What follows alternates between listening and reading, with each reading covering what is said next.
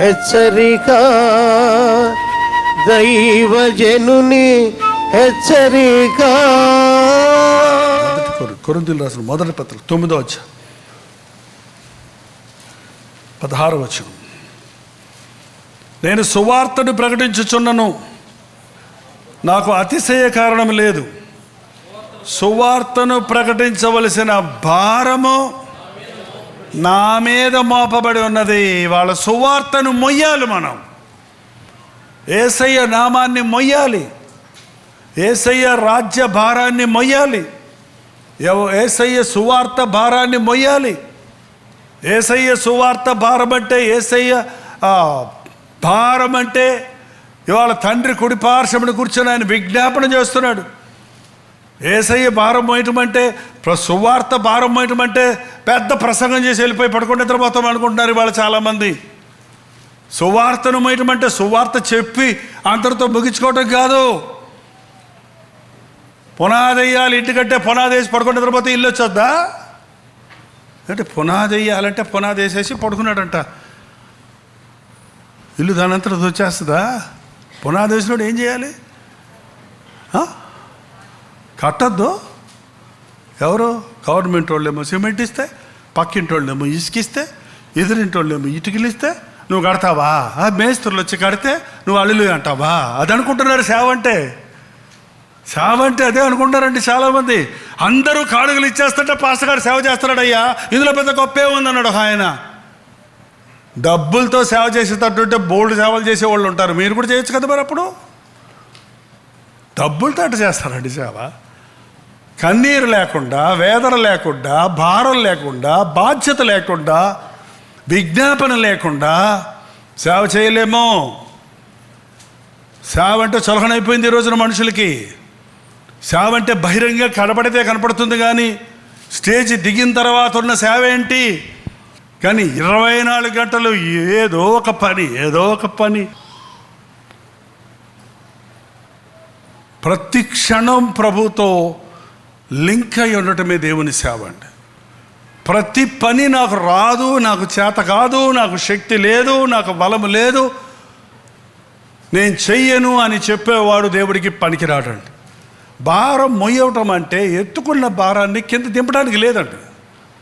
నేను అనేకసార్లు చెప్తాను ఈ సంఘంలో ఉన్న వారికి కూడా, మీరు ఏదైనా బాధ్యత సేవలో తీసుకుంటే చివరిదాకా మొయ్యండి, లేదంటే చేత కాదని పక్కన పెట్టండి. అంతేగాని ఆఫ్ అండ్ ఆన్లో సేవ చేసే వాళ్ళ వలన దేవుని నామానికి నష్టం కలుగుద్ది, దేవుని పరిచర్యకు కొరత కలుగుతాడు.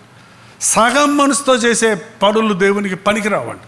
మీరు ఏ ఉద్యోగమైనా మీకు ఇష్టమైతే చేయొచ్చు, లేకపోతే మానవచ్చు. మీరు 8 hours బుక్ చేసుకొని 8 hours చేసి ఊరుకోవచ్చు. కానీ దేవుడికి నువ్వు కావాలన్నప్పుడు is asking for not 8 hours duty, not 4 hours duty, not 12 hours duty. He wants you 24/7. ఎప్పుడు పిలిచినా, ఎప్పుడు చెప్పినా, ఒక ఎమర్జెన్సీ డాక్టర్ ఎట్లుంటాడో చూడండి. Any time has to be ready. Call వచ్చిందంటే ఉరుకులు పరుగును వెళ్ళాల్సిందే. అది భార్య బర్త్డే అవని, వాళ్ళ బిడ్డకు పుట్టినరోజు అవని, ఆయన పెళ్లి రోజు అవని. అది కుదరదే, వాళ్ళ పెళ్లి రోజు అని అంటే కుదరదు అసలు. ఒక నిజమైన దైవజనుడు అలా ఉండాలి. ఏమంటారు, బొటన వేలు మీద నిలబడ్డాడుగా ఉండాలి. పరిగెడతాడు చూడండి. వాళ్ళు పరిగెట్టే వాళ్ళు ఎట్ట నిలబడతాడు తెలుసా? విజిల్ వచ్చిందంటే సరే ఎక్కడ ఉంటారు భయ్యలు, అక్కడ ఉంటారు. విజిల్ వేసారా పరిగెత్తాలా?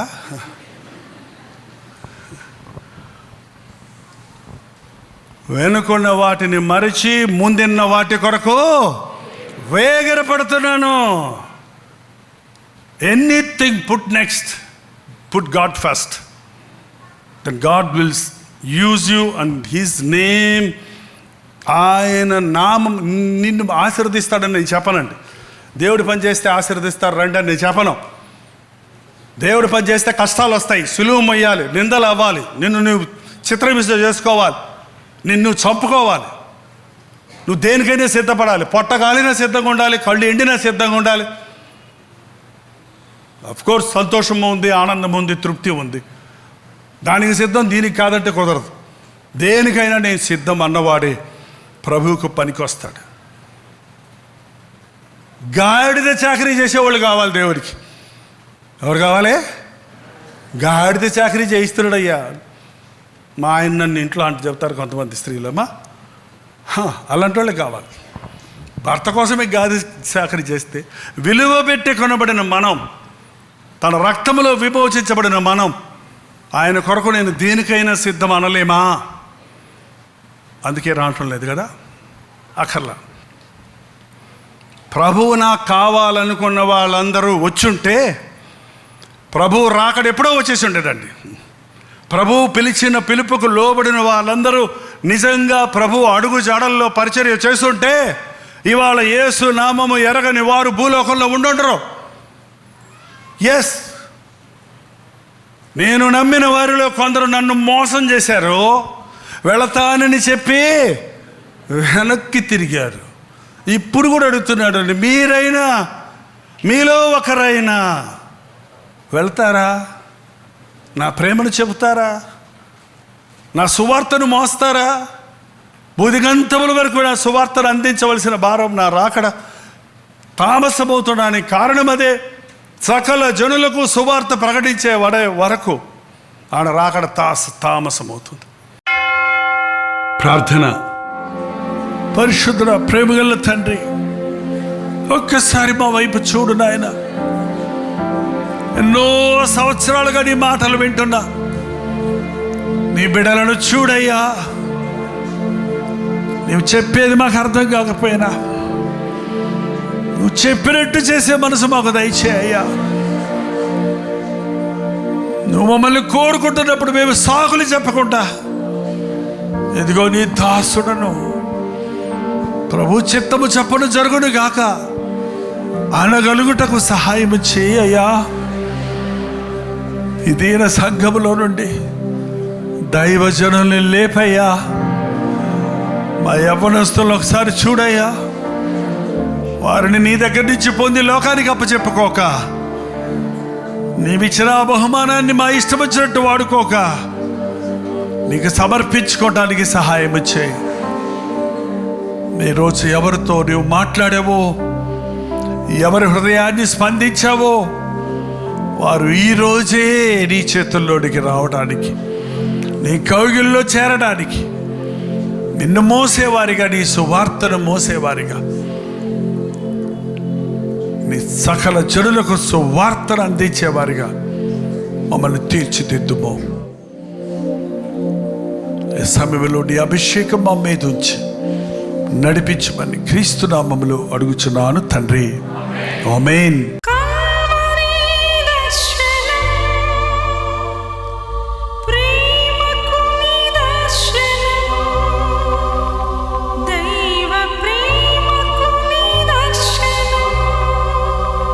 తెలుగు, తమిళ, హిందీ, మలయాళం, బెంగాలీ, ఒరియా అనే 6 భాషల్లో టెలివిజన్ ప్రోగ్రామ్స్ కొనసాగుతూనే ఉన్నాయి.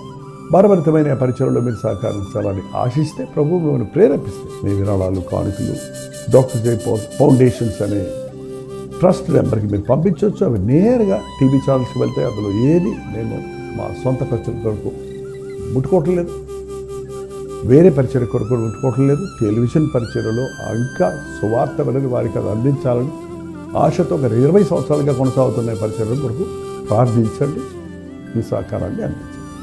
ఈ విషయం మీకు ఇంకా ఎవరైనా కావాలంటే 89393939 అనే నెంబర్కి మార్నింగ్ 10 నుంచి ఈవినింగ్ 10 లోపల మీరు ఫోన్ చేయండి. వివరాల గురించి తెలియజేస్తాను.